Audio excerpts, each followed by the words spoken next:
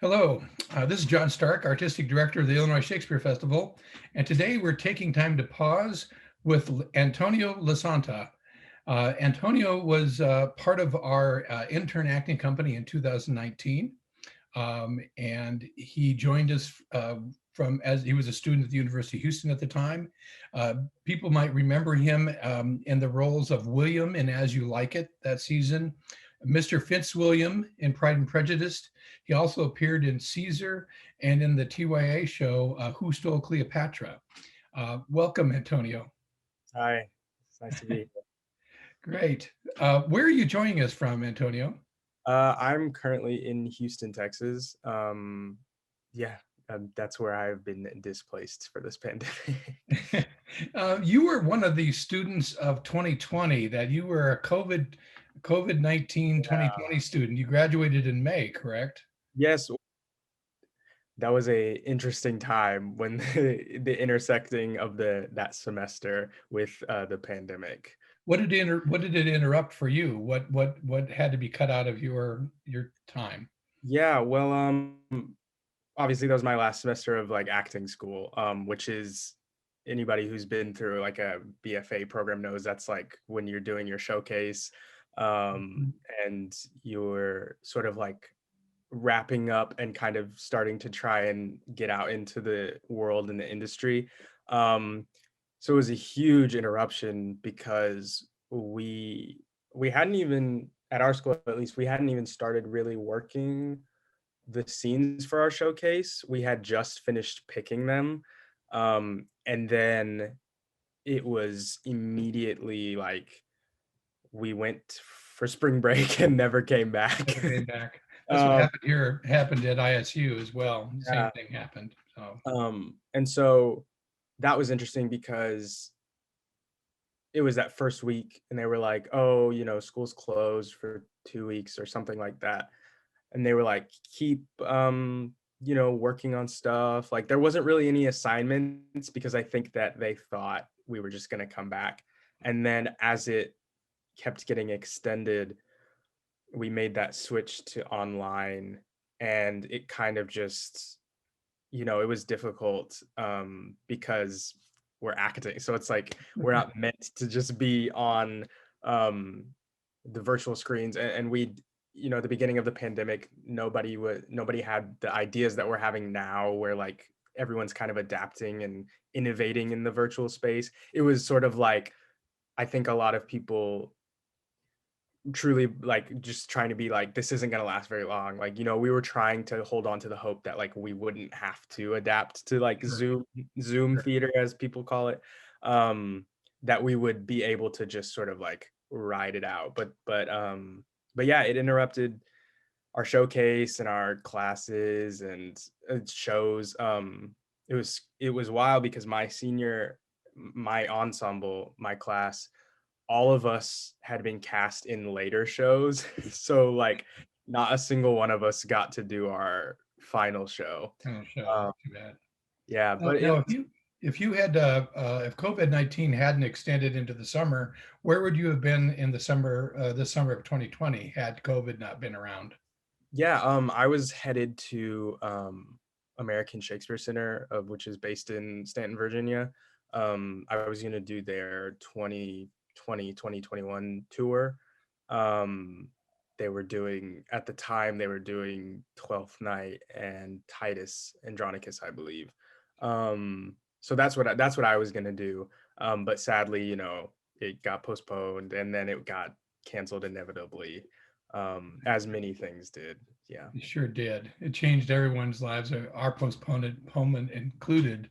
Now, in your monologue, Antonio, you brought us Romeo, Yes. one of the seminal roles of the whole canon.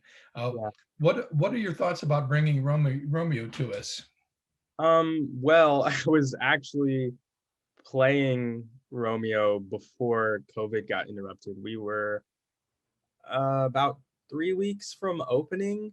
So I had, and I've had a significant amount of time, I would say, studying the character, and then like I had a significant amount of time actually like doing the rehearsals. So it's like an interesting like I played him, but I also never we didn't get to opening night. Sure. But he's still very deeply, I would say, ingrained in my body. And I have very strong love for that character, and I still have hope that I'll play him again one day, or I'll get another chance to.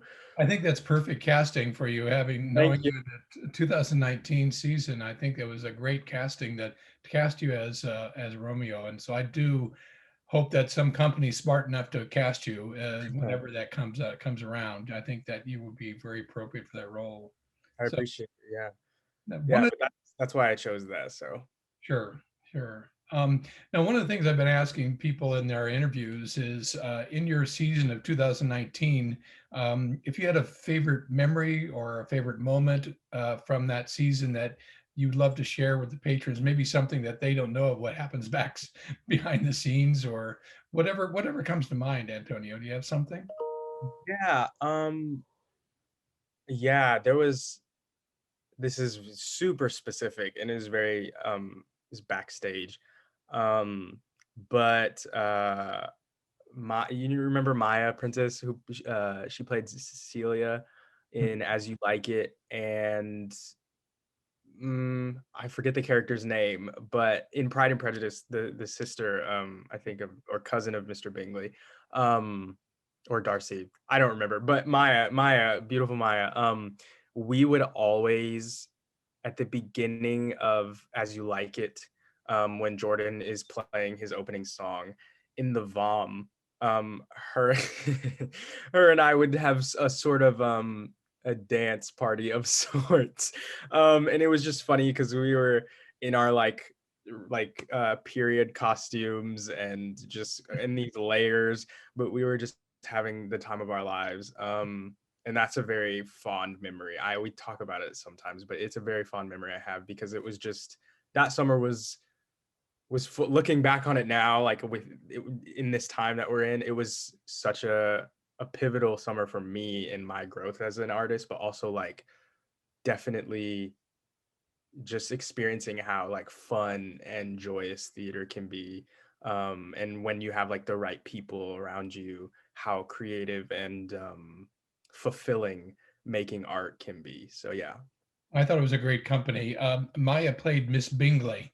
Yes, yeah, that's what it is. In Pride and Prejudice, my apprentice. So, well, thank you for that memory, Antonio. That's the audience never quite knows what all's going backstage, and sometimes you are getting into character, and sometimes you're just loosening up and having a good time before you go have a good time with the audience. So, Right, exactly. Yeah, and the music was so good, so we had to dance to it.